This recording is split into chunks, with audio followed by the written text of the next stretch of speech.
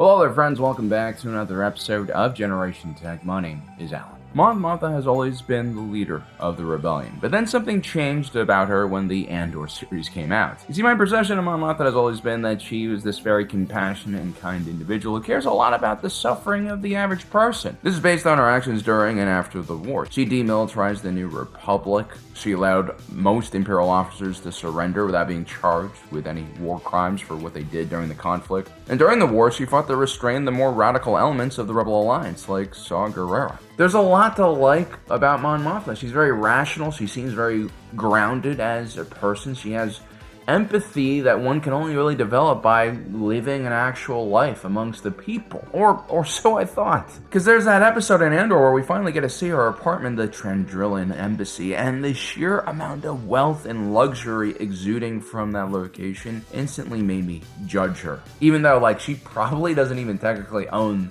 the embassy, right? It's not her home, really, I don't think. But yeah, how can Mon Mothma relate to the average Republic citizen when her living situation, her home, is probably worth more than most planets in the Star Wars galaxy? How could a woman with so much wealth and comfort be trusted to fight the very institutions that have corrupted the galaxy a lot of times by passing credits around? When we talk about wealth in Star Wars, we oftentimes think of Star Destroyers, Kyber crystals, rare Wookiee pelts, friendship. But just like here on Earth in Star Wars, the most valuable, tangible commodity is probably going to be real estate.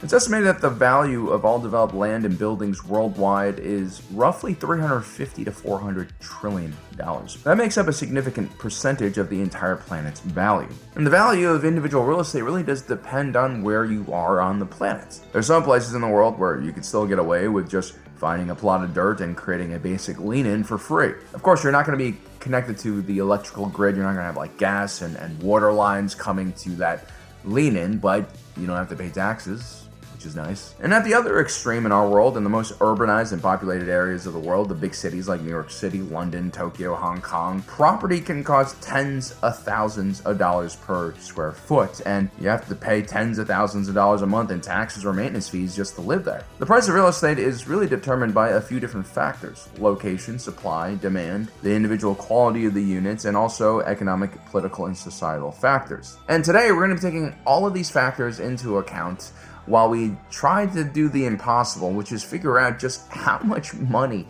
Mon Mothma's Chandrilian Embassy apartment is actually worth. Before we continue, let's check in on my favorite team-building action RPG game for mobile platforms, which is also now on PC, Raid Shadow Legends. It's thanks to their sponsorship we have today's video, so let's take a look at what their updates are. First, the Ultimate Death Knight is back, and not only is he the best champion in the game for tanking, he's also a friend. His passive skill, Too Awesome to Die, redirects 100% of damage aimed at your other characters to him. How selfless is that? It's like having your own personal bodyguard in the dungeons. He can also heal himself by simply just watching an enemy champion heal, which really shows us the depth of empathy that the Ultimate Death Knight has, even for its opposition. Yeah, he's just the overall stand-up skeleton guy who'll keep your dungeon raiding team alive far longer than it has any right to be. Raid Shadow is also partnering with Paramount to bring the Ninja Turtles to the game as legendary champions. Kick off your collection with Michelangelo. Just log in 7 days to the game to unlock this trash-talking agile warrior. You can also fuse Donatello, summon Leonardo, Raphael, and April, and even Shredder through limited time events. If you can collect all 6 Teenage Mutant Ninja Turtle champions, you'll get a secret bonus reward.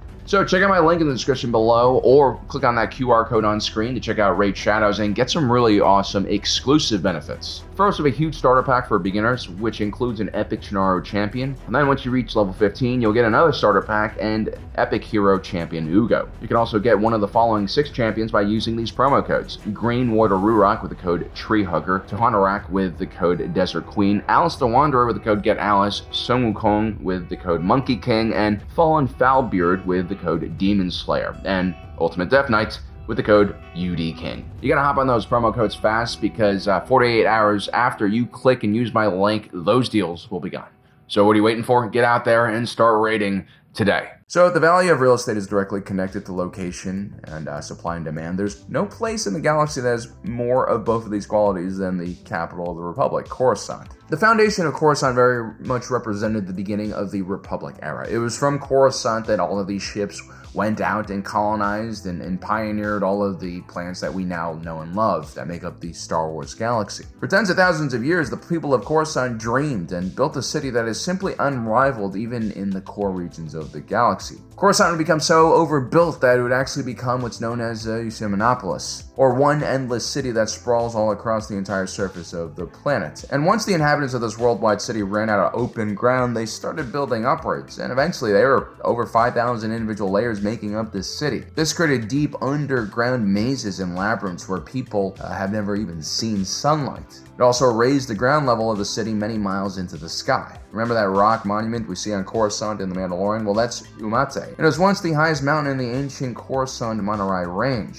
Now it's just a tiny rock. Now it's estimated that Coruscant has a population of over 1 trillion inhabitants, but as mentioned in previous videos, I highly doubt those numbers are accurate. The 1 trillion inhabitants number only represents the individuals who are actually in the Coruscanti systems. It's probably just the people who inhabit the first 100 layers or so of Coruscant. I doubt the Coruscant government has any control or records of what's going on deeper than that. Now, the tiered nature of Coruscant means that one of the most important factors when determining how valuable a location is what level, what floor it's on. We see that most humble families like Cyril Karn and his single mother are only going to be able to afford to live deeper below the surface. I believe they are on level 90, and as a result, Cyril is just lucky enough to experience a few seconds of sunlight in his room every day. That's a huge luxury. It's like a partial ocean view or something. Because yeah, seeing the stars, seeing the moon, seeing the sky from your apartment is not a luxury that most people can enjoy. I wouldn't be surprised if Cyril Karn's family was considered like upper middle class. Also, if you take a look at his commute from the surface, I mean, transportation might only take a few minutes to get him to the surface, which is a big deal. And on the surface, one not only gets vitamin D, but most of the important stuff on the planet are located there too. Government offices, businesses, schools, transit hubs. Basically, every region in the world has its own hub where, people commute to from their homes. I mean, take a look at Tatooine. People from Tatooine commute to Mos Eisley for work, I'm guessing, if there is any work. Maybe there is any work. Or, in New York City, for instance, in the New York metro area, people from New York State, from like Long Island, from Connecticut, from New Jersey, even from Pennsylvania, people commute from all over these areas to get to Manhattan Island. That's the hub of this area. For Coruscant, the hub is actually just the surface level, and so the closer you are to the surface level, the shorter your time of travel is to the hub, the closer you are living to transportation to the surface, the higher value your apartment is worth. Like in a lot of cities, if you take a look at it, if you are near a metro station, if you're near a train station, that is going to increase the value of your home. I'm guessing Coruscant, the equivalent of that is living next to an elevator, right? So what are the price differences between a home like Cyril's and a home like Mon Mothma's? Well, we could take a look at Newark, New Jersey, for instance. It's a less desirable real estate market with a pretty connection to New York City. You can buy an entire brownstone for as cheap as $250,000, $250,000. Now, from Newark, you can take the path into Midtown, and then another train to Upper East Side takes about an hour, hour and a half. And a single brownstone in this area can cost $10 million, or 40 times the amount for the same thing. Now, of course, wealth inequality in New York City, as bad as it might seem, is nowhere near as bad as what we have on Coruscant, where you have 5,000 levels of people living together. And on top of that, Coruscant is the capital of a galaxy-wide, civilization. And so there are places even poorer than the lower levels of Coruscant, where real estate's even cheaper. The difference between the value per square meter between Cyril's apartment and Chancellor Mon Mothma's might be far more than just 40 times. It could be something far more astronomical. Because this isn't just about location, it's about scarcity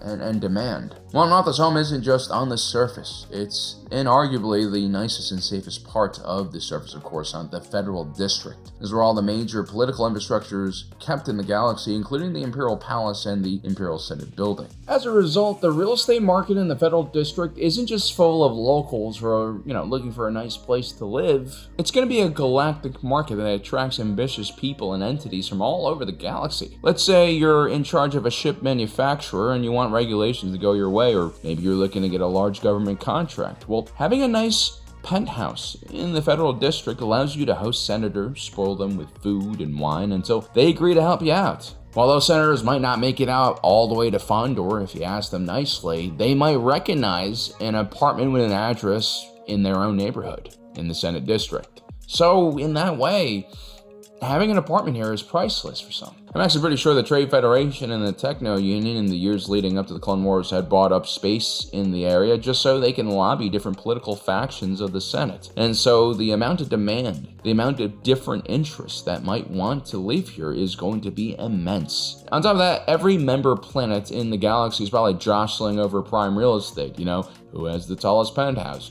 who has the best views. Everyone wants their own embassy to look the best because it reflects their planet. When Mon Mothma hosts her lavish parties, this isn't just her way to connect politically with people, it's also a way to show the galaxy how rich and important the world of Chandrila is. This actually reminds me a lot of like Turtle Bay in New York City, which is like the area around the United Nations building.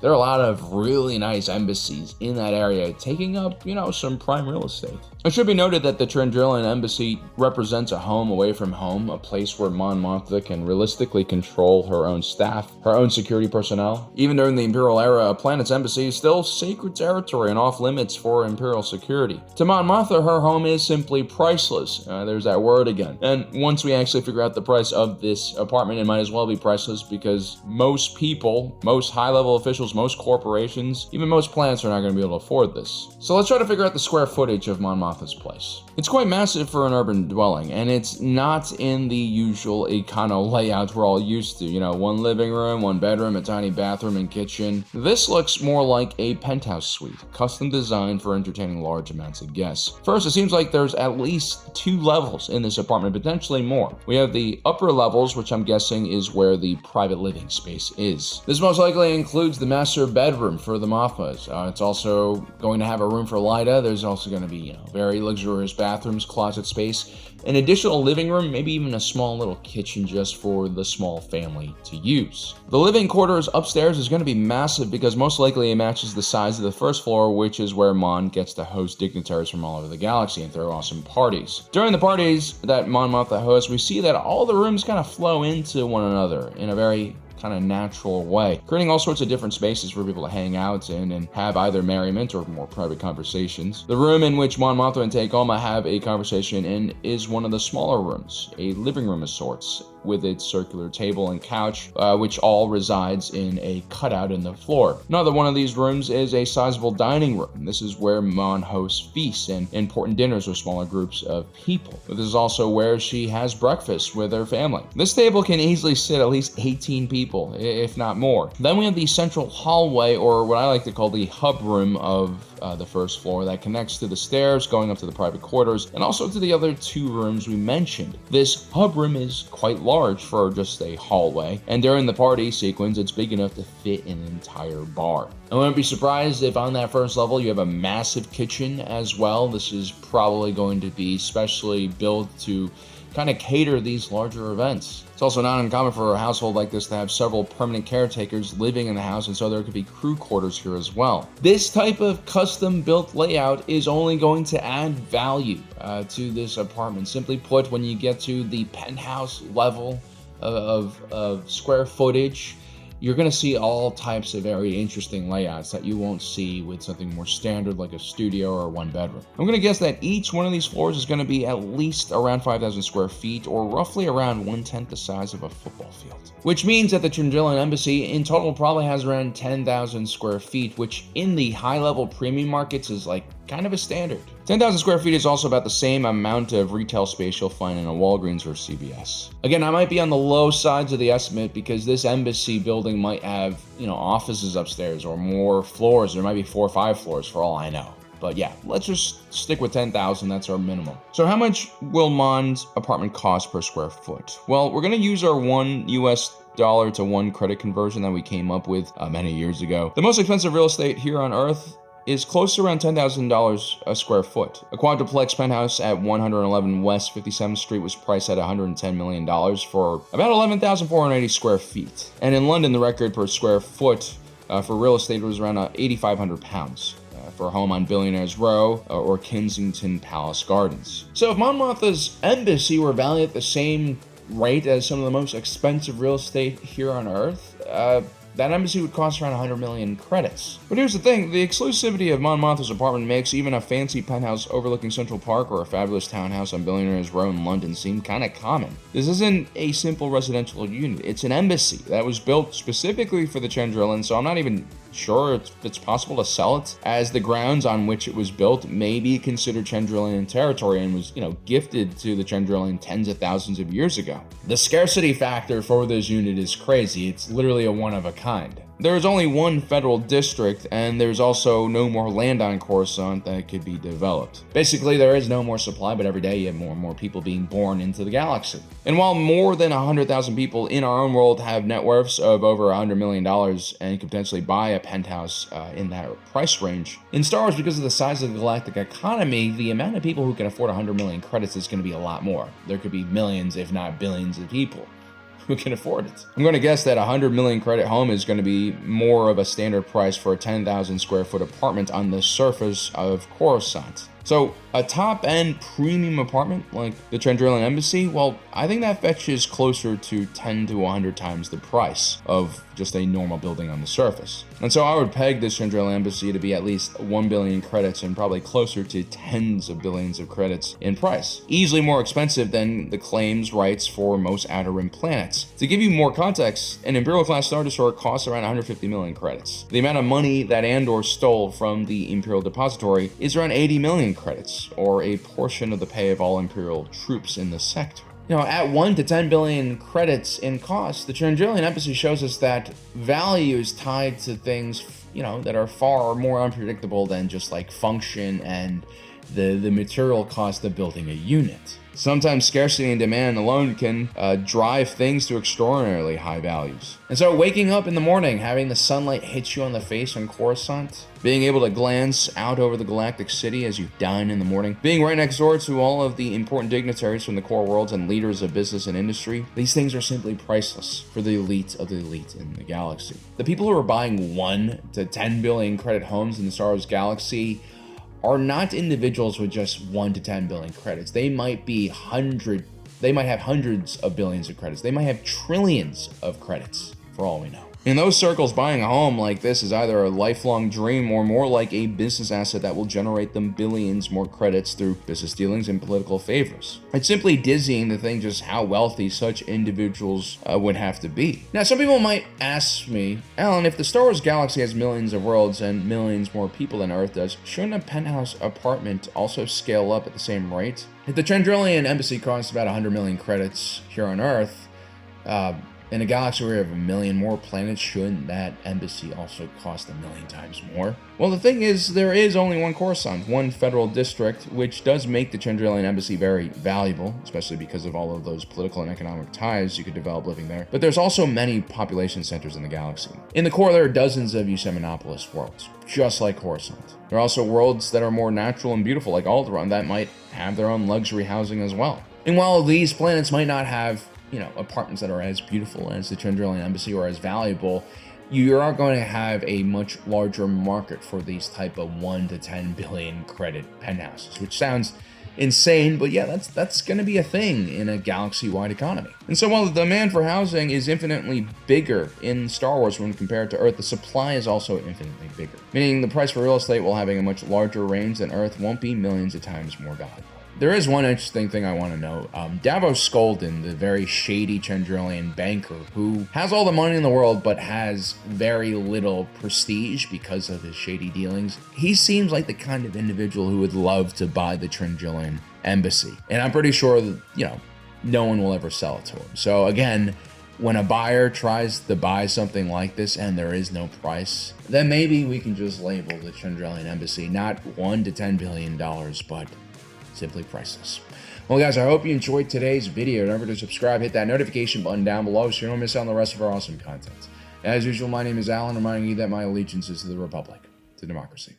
I'll see you next time. Another thanks to Raid for sponsoring today's video. Don't forget to check out our link and our promo code down below so you can get all those free goodies.